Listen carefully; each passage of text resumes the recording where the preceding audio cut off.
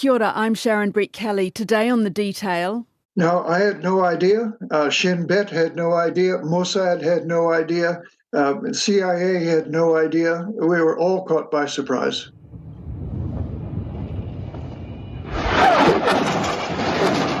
The surprise massive attack by Hamas on Israel by land, sea and air nearly 2 weeks ago. As I'm speaking to you, there are 7 different locations that they are trying to infiltrate into Israel. Their desire to come in here and to continue doing this, it's like a kamikaze. Israel counterattacked with airstrikes. The Israelis say they'll do whatever it takes to destroy the militants of Hamas. And on the streets of Gaza, whatever it takes sounds like this.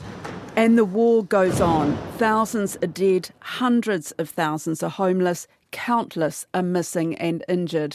Witnesses say militants fired at them as they tried to run away, while rockets were flying overhead. They bombed without warning, says this resident. This is murder. It's huge. Everyone has to do something. The children that are brought in with crush injuries from collapsed buildings or shrapnel or debris. Israel is massing troops at the border. One of its biggest mobilisations ever. The army says it is readying itself for a ground invasion of Gaza, but there are no decisions about when. So when is it time to talk about peace? Stephen Hoadley is Auckland University Associate Professor of Politics and International Relations.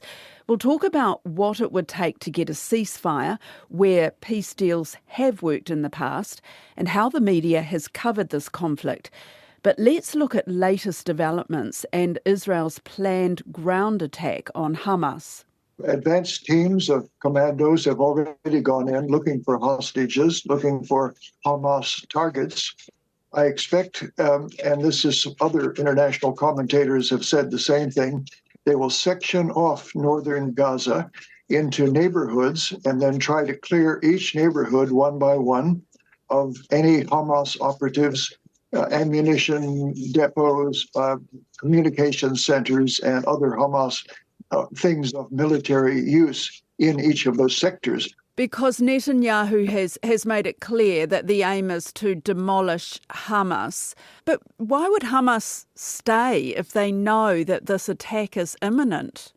One analyst from Great Britain, a well-respected professor, Michael Clark, has put forward a scenario whereby Hamas would use the tunnels and use the evacuation of citizens to disguise themselves as ordinary Palestinians, move south into South Gaza, and then come back with the returning civilians in the next weeks or months and reconstitute itself.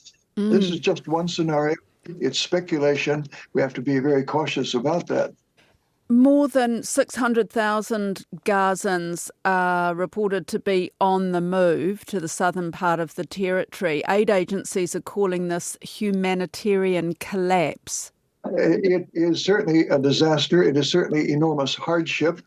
The great majority of them will survive. They will be given food and water somewhere by the international agencies, if not by the Israeli government itself or the Egyptian government when the Rafah gate crossing is opened. The relief trucks are there. They're lined up, ready to go in. The United States has put its weight against Egypt to open up the crossing, to allow the Gazans out, to allow the humanitarian aid in.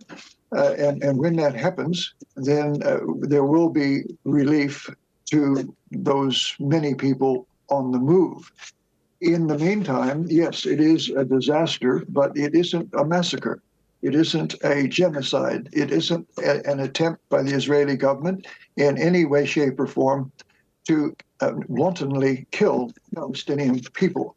The aim is the Hamas leadership, the operatives, the gunmen, those who plan the weapons caches, who communicate, who put forward the propaganda, and otherwise support the Hamas organization.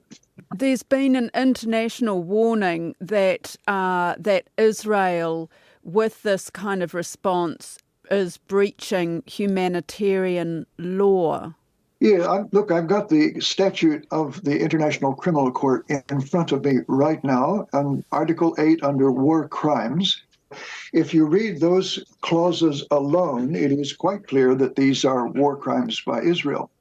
But if you read the statute very carefully, each of them contains a clause that says unjustified by military necessity, not military objectives. The Israeli government will simply say, we are not attacking the infrastructure, the necessities of life, or the persons of the Palestinians. We are attacking military objects. I've got a list in front of me of, say, 24 governments that have counseled Israel to exercise proportionality and moderation, meaning don't bomb civilians. Other governments are much more supportive of Israel and say, look, Israel has suffered a grievous attack, a bestial attack, a horrendous attack, and therefore temporarily it is justified in cutting off the power, in moving people around as a temporary necessity to achieve the specific military aim of isolating Hamas and destroying it as a terrorist organization. That debate will continue. Is there anything going on geopolitically? You know, why now? Is it because it was the holiday, or was there something else in particular that was behind that day of the attack? The narrative by the Hamas people is that Israel desecrated the Al-Aqsa Mosque, abuses Palestinian prisoners, and generally occupies Palestinian land. But those are grievances that have been going on for 50 years. So that doesn't really trigger a specific event. My take is that the Israeli government and the Saudi government have been talking about normalizing relations, as has already taken place with UAE, with Morocco, with Bahrain, and a number of other Arab countries, and the Palestinians have been forgotten. They feel that the governments of the Middle East are pursuing their own geopolitical and economic interests, and the Palestinian cause, 5 million Palestinians divided between Gaza and the West Bank, their cause has simply been put far down the agenda, and that they needed to do something to reestablish their credibility, to their visibility on the world stage. Now, remember that the average Palestinian person, like you and me, is a family person trying to raise their kids, trying to make a living, to get by. And we're talking about 30 to 50,000 operatives who are Hamas and Fatah leaders, and their livelihood is tied up in conflict. That is, they get their pay, their status, their weapons, their office, their authority, because they are leading the fight against Israel. They're not there because they're elected, because neither of those two Palestinian entities has had an election for over 10 years. They're not there because they're popular. They're not there because they're providing good services to the average Palestinian. They're there because they're leading the fight to destroy Israel. And consequently, if the attention is taken off this fight, and if Israel is making friends with the former allies of the Palestinians, that is, the Arab governments that on 4 occasions have attacked Israel on behalf of the Palestinians and their own interests, then the Palestinian leadership is feeling very nervous that their days as leaders are numbered. But as people have pointed out, this operation took many months to plan, to assemble the weapons, to check where the exit points could be, to rally the gunmen. If they had planned longer, the secret might have gotten out. That is, the Israeli intelligence services they have informants in the Gaza area, and they should have picked up rumors that some major initiative was afoot, but they didn't. And Stephen, how long do you see this war going on for, these brutal attacks and counterattacks? Yeah, the war will continue. There's no doubt about it. It has continued now since the The Palestine Liberation Organization was formed some 40, 50 years ago. The attacks and the counterattacks have gone on sporadically since that time, largely small scale, but occasional, something like the current flare-up, which is a sort of mega flare-up. But it will resolve itself in due course as the parties, particularly the Palestinians, run out of ammunition, hide from the overwhelming Israeli force, and will regroup and may certainly plan a further initiative down the track. The prospects of a lasting peace between the two, the Israelis and the Palestinians, is very remote. So, a very remote chance of lasting peace. It wasn't always like this, though. A few years ago, the Israeli government was looking at a two-state solution, backed by the US, backed by New Zealand. But the Palestinians rejected that. Then Israeli elections brought in what Stephen calls a radically right-wing government with some very militant Zionists in it. And they have all said there is no two-state solution. There is no prospect of the Palestinians getting their own state. Their long-term solution is continued imprisonment of the Palestinians, accelerating the current policies, using military force to suppress the Palestinian movement, and it'll harden them in their leadership positions. So the best we can hope for is that Israel will exercise restraint. The Hamas leadership will also exercise restraint. The immediate fighting will stop. The victims will be buried or patched up as best they can. Water is running out. Our own supplies are running out, and we are not able to get any humanitarian assistance into the Gaza Strip. It's a pretty dire situation. The international community will resume its aid to the Palestinians because of this heinous, murderous attack, which has shocked, I think, even the most ardent pro-Palestinian supporter. And the status quo ante will reaffirm itself. That is an uneasy peace with occasional flare-ups between the two sides. I think this is the pattern that we foresee. Is there any kind of peace talk going on right now behind the scenes? No peace talks that I'm aware of, but in Doha, representatives of Israel and the Hamas are discussing the possibility of a prisoner exchange. Israel says there will be no supplies until its hostages are freed. Now, this is much to be desired from Israel's point of view. 100 Israelis, including a few with American citizenship, which brings the U.S. Into the picture, are in Palestinian hands, particularly in the Hamas hands. And Israel has thousands of Palestinian prisoners that have been convicted of various kinds of terrorist murder, arson, assault charges over the years in Israel. So a prisoner exchange, I think, would be a better solution than a ground invasion by Israel into that very troubled urban terrain of Gaza.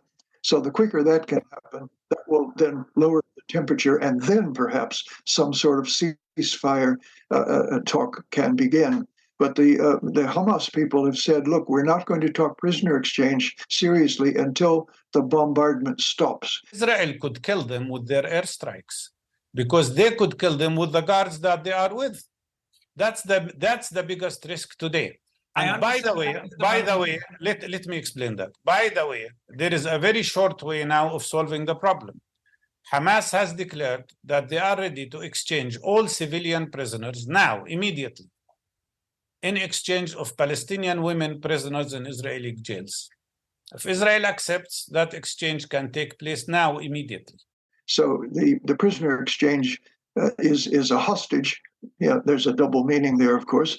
The prisoner exchange is a hostage to the military objective of the very right-wing and militant Israeli cabinet. And when or if we get to the point of ceasefire talks, who would be involved there in terms of who would be the main players? Well, that's a very good question, because if you're looking at it from Jerusalem's point of view, you've got the government in Ramallah of the Palestinian Authority, led by Mahmoud Abbas, who is older even than Biden and Trump. If you want to be concerned about younger dynamic leadership, well, the Palestinians do not have young dynamic leadership. And Hamas, on the other side, is led by a guy who's designated as a terrorist by the United States, by the European countries, by New Zealand. And so the Israelis would say, look, which really represents the Palestinian people? I mean, we're all sympathetic to the Palestinian people. Israelis are sympathetic to the Palestinian people, and there are lots of people-to-people links between Israelis at the social level, at the charitable level, at the religious level, with their Palestinian counterparts. But it's at the government-to-government level that the problems begin. So in that respect, we're waiting for the Palestinians to put forward a negotiating team, if they wish to do so, which they have refused to do so far. They say Israel should simply withdraw from all of the occupied areas. In fact, Israel should simply self-destruct. That's the kind of stalemate that the two sides are facing at the moment. So in the past, when there have been peace talks over the Middle East, various, outside parties have been involved. It feels like we're just not at that point yet. We're at the 30th anniversary of the Oslo Accords. Now, Jimmy Carter, the president of the United States, brokered an agreement between the Israelis and Yasser Arafat of the PLO, the predecessor of the current authority, and fostered the creation of the Palestinian Authority and the turning over of authority over all kinds of areas like education and public order to the Palestinians in the West Bank area. So there is a precedent for cooperation and for devolution of power to the Palestinians that might have led to a Palestinian state had the Palestinians continued on the track that was laid out by the Oslo Accords. That precedent may come back into focus, but again, it requires leaders in the Palestinian area and leaders amongst the Israeli cabinet to find common ground, to negotiate mutually beneficial compromises, and both sides will have to compromise greatly. At the moment, none of those elements appears to be present, so the matter is being decided on the battlefield. Are there other examples that they might be looking at some point where peace was negotiated? Say Ireland. Can that be sort of held up as, well, it happened here and this is how it happened? Can it be applied to this war? Yes, Ireland is a good example, and also former Yugoslavia is a good example. These are examples of religious ethnic conflict having to do with nationalistic passions. And in the Northern Ireland conflict, the analysts that I've read indicate that everybody simply got tired. That is, the conflict went on and on and on. And so weariness is a factor in the resolution of conflicts. Now, in the Bosnian conflict, it was the imposition of air power by the United States, the NATO powers, and others. And there is and separation of the different states of the former Yugoslavia into their ethnic components. But as we've seen in the news, the Serbs are still pushing forward against the Kosovars, and that while there's a temporary peace, a temporary ceasefire, there is no permanent peace. Northern Ireland is embedded in a very civil, law-abiding society, aside from what the IRA did and the provisionals did, is embedded in Great Britain with a well-developed bureaucracy, with non-corrupt police, with a dense set of laws, criminal as well as civil laws, and a population that is moderately religious and therefore concerned with charity and tolerance to that extent. And they're not poor. They're not particularly poor by world standards. So the advantages that Northern Ireland had that that are lacking, say, in former Yugoslavia or other parts of the world, are admirable. And the way that the Good Friday Agreement took place and the continuing peace that looks like it's going to last in Northern Ireland is an example to the world. But it is an example that does require a lot of preconditions that simply are not present in Africa, in South Asia, Middle East, and other areas of conflict. Shall we look at the media coverage? Because you've just put out a piece called Narratives and Biases in the Israeli-Palestinian conflict. What do you make of, and we're talking about media coverage, it's changed is what you're saying, aren't you? The sympathies have swung towards Palestine in this. Yeah, over the last 20 or 30 years, New Zealand was firmly behind Israel, and many New Zealanders still are. I'm not talking about the Jewish community, I'm talking about the average New Zealander. But in the last 20 or 30 years, as Israel has become stronger, some would say more militant, less tolerant of the Palestinians, and the Palestinians' leadership has become less tolerant of Israeli leadership that is mutual, and that internationally, the BDS movement, boycott, divestment, and sanction movement has grown in popularity amongst ordinary people, not Palestinians, but ordinary Sydney-siders, for example, or people in London, people in Berlin, people in the United States, sympathizing with the Palestinians, because there's a bias, and I don't want to bag the media here. I think the media do try sincerely to cover stories in as unbiased a way as they can. So I'm going to give them all credit, but I'm going to say there's a subtle, unconscious bias that takes place because of the asymmetry of the nature of the conflict going on right now. Let's take an example of the New Zealand Herald coverage in the 12th of October. On the international pages, there's a huge picture of demolished buildings, and there's a tiny little picture of a grandmother being taken away by Hamas gunmen. There's a very big article about the Palestinians' injuries and the destruction of buildings, and there's a very tiny article indicating that, yes, over 1,000 Israelis were murdered point blank, shot point blank by Hamas gunmen. In the visual media, the TV media, who could not be attracted by the sight of buildings blowing up and collapsing, of victims in the street clawing through the wreckage? Only God will help us, said this woman. A mother of two, she had lost the family home and everything in it. Of dead people being rushed to hospital. This 10-year-old girl was hit by shrapnel from a blast.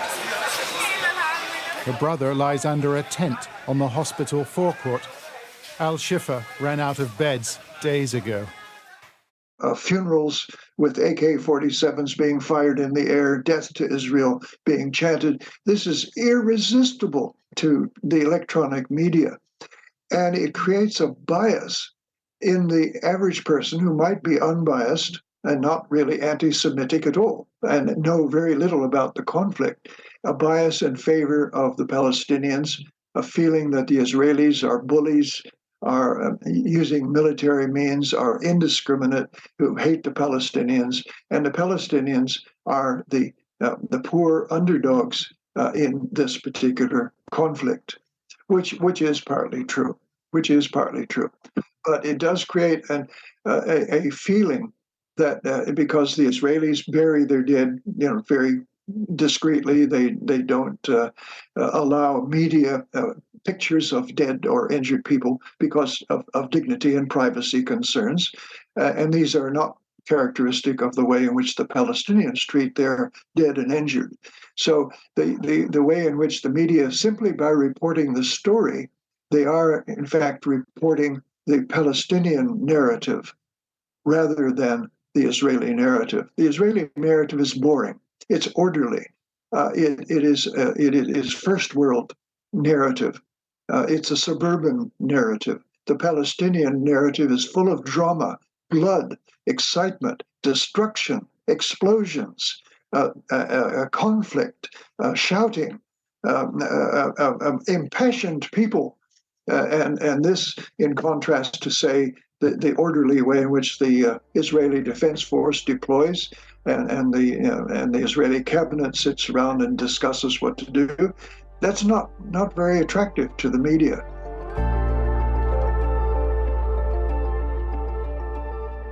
That's it for today. I'm Sharon Brett-Kelly. The Detail is supported by the Public Interest Journalism Fund. This episode was engineered by William Saunders. Our producers are Alexia Russell and Bonnie Harrison.